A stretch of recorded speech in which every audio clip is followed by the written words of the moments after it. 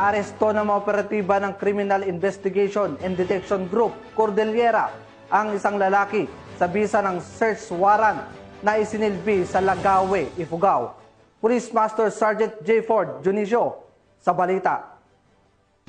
Matagumpay na isinagawa ng pinagsanib na puwersa ng iba't ibang unit ng kapulisan ang Uplan Paglalansag Omega na kumpanya laban sa loose firearm ng Criminal Investigation and Detection Group sa bayan ng Lagawi, Ifugao nito lamang Setyembre 9 taong kasalukuyan.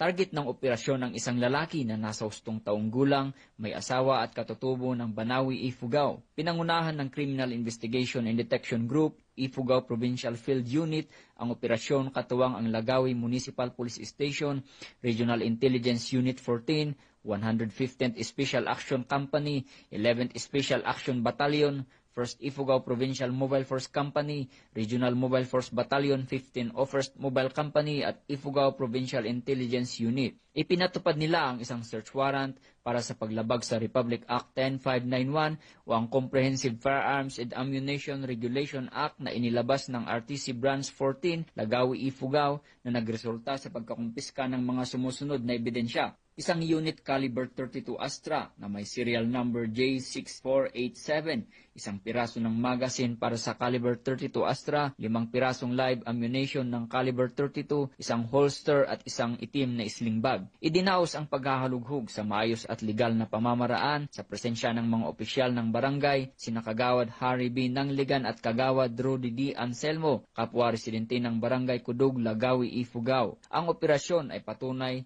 ng pagpapatuloy ng kampanya ng kapulisan laban sa iligal na armas bilang bahagi ng mas pinaigting na kampanya para sa seguridad at kaayusan sa buong lalawigan ng Ifugao. Mula dito sa Police Regional Office Cordillera, home of the most disciplined cops, ako ang inyong PNN correspondent, Police Master Sergeant J. Ford Junicio, alagad ng batas, taga-taguyod ng Balitang Pulis.